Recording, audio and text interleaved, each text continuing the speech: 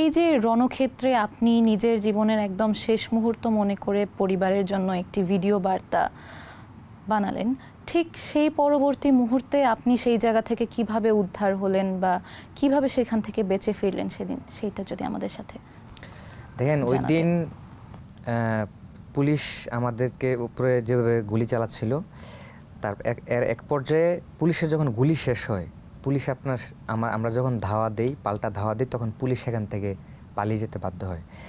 এবং 27শে জুলাই সেই দিনটিও আরও আপনার খুবই ভয়ানক একটা দিন ছিল। সেদিন আমরা আপনার প্রগতি সরণির একদম রাস্তার মাঝখানে অবস্থান নিয়েছিলাম সাধারণ শিক্ষার্থীদেরকে সাথে নিয়ে। সেদিন আমাদের সামনে অদূরেই সশস্ত্র অবস্থায় ছাত্রলীগ যুবলীগ সন্ত্রাসীরা অবস্থান করছিল এবং ওনারা ওইখান থেকে বলছিলেন যে আপনারা শান্তিপূর্ণ অবস্থানে থাকেন, আমরাও আমাদের দায়িত্ব পালন করছি।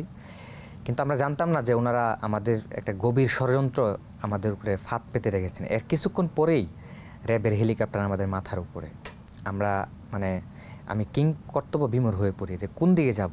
হেলিকপ্টার থেকে এলোপাতারি গুলি, টিয়ার গ্যাস এবং কোন দিকে যাব কোনো পথ খুঁজে পাচ্ছিলাম না। কোনো মতে টিয়ার গ্যাসের তীব্রতাকে উপেক্ষা করে লন্ডন আকরাম টাওয়ারের ভিতরে গিয়ে আশ্রয় নিই। এবং এই সময় যে হেলিকপ্টার থেকে ভয়াবহ গুলি বর্ষণ হচ্ছিল, সেই সময় যখন আপনি নিরাপদ আশ্রয় গ্রহণ করেন, ঠিক তখন কি মনে হয়েছিল দেখেন যেদিন রাষ্ট্রযন্ত্রের প্রতি? দেখেন যেদিন এই ধরনের পরিস্থিতি, হেলিকপ্টার থেকে গুলি, সরাসরি গুলি, তখন মনে হয়েছিল যে আমিও আর আমার বেঁচে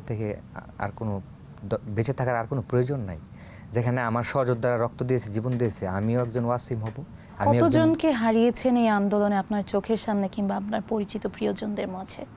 দেখেন আমরা অনেককে হারিয়েছি, অনেকে আহত হয়েছে এবং আপনি খোঁজ নিয়ে জানবেন যে আমাদের ছাত্রদলেরই 142 জন নেতাকর্মী আপনার এই আন্দোলনে শহীদ হয়েছে। এবং সেই 27শে জুলাই আপনার এই র্যাবের হেলিকপ্টার থেকে বেঁচে ফিরে যাওয়ার পথে ব্যাংক এশিয়া মোড়ের একটা গলি রয়েছে, সেখানে ভাটারা থানার পুলিশ এবং আমরা যারা যাচ্ছিলাম আমাদেরকে ধরে আমাকে এমনভাবে পুলিশি নির্যাতন করা হয়েছে, এমনভাবে বেদরক পেটানো হয়েছে, আমার কোমর ভেঙে গিয়েছিল। আমার কোমরে 4 নাম্বার 5 নাম্বার ডিস্ক ক্ষতিগ্রস্ত হয়েছে, যা আমি এখনও চিকিৎসাধীন।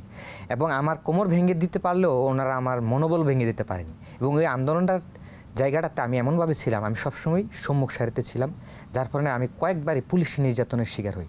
এবং ছাত্রলীগের এরা মোবাইল চেক করে করে আমাদেরকে যখন দেখতে পারে যে আমরা আন্দোলনে ছিলাম, আমাদেরকে নির্মম পাশবিক অত্যাচার এবং নির্যাতন চালায়।